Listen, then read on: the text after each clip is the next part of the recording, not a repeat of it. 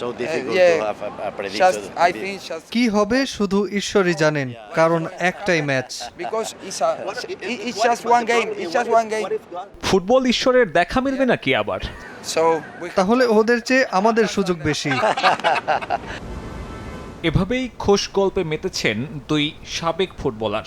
একসময়ের বন্ধু এখন ফাইনালে একে অন্যের প্রতিপক্ষ। ফুটবল ক্লাব বার্সেলোনা একই সুতোয় গেঁথেছে বিশ্বকাপের দুই ফাইনালিস্টকে। বল পায়ে রাখা, ছোট ছোট পাস আর মিডফিল্ড নিয়ন্ত্রণ, আর এসবই নির্ধারণ করবে বিশ্বকাপের শিরোপা ভাগ্য।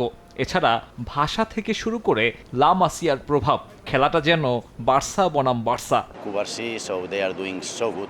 লামিন, মেসি, কুবার্সি অনেককেই আপনি চিনবেন। জাতীয় দলে স্পেন বার্সার মতোই খেলে। এই সিস্টেম ধরেই আমরা ফাইনালে উঠেছি। আর্জেন্টিনাও এভাবেই খেলতে চায়। They told me sometimes, no?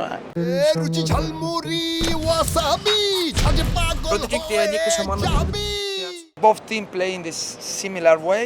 দুই দল অনেকটা একই রকম খেলে, বল নিজেদের কাছে রাখা, বল পায়ে না থাকলে অস্বস্তিতে ভোগা। তবে জাভি যেমনটা বলল, সম্ভবত বেশি পজিশনে থাকা দল ম্যাচের মোমেন্টাম নির্ধারণ করবে।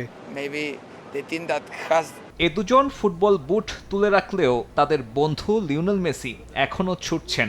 শুধু ছুটছেন না, উঠছেন, নেতৃত্ব দিচ্ছেন। ৩৯ বছর বয়সেও এমন পারফরমেন্স অবাক করছে সাবেক club সতীর্থদের। you cannot compare with anyone. এই খেলার মালিক এখনো মেসি। ওর কাছে বল থাকলে ও এমন কিছু সিদ্ধান্ত নেবে যা ম্যাচ জিতিয়ে দেবে। ওর এই ক্ষমতা আছে। It's a surprise.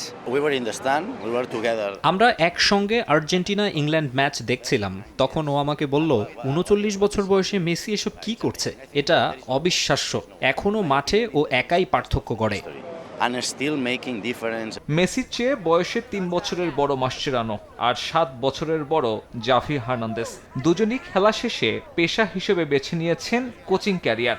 শুধু লিওনেল মেসি ছুটছেন, হাতছানি দিচ্ছে আরও একটা বিশ্বকাপ শিরোপা। সাব্বির মিথুন, সময় সংবাদ।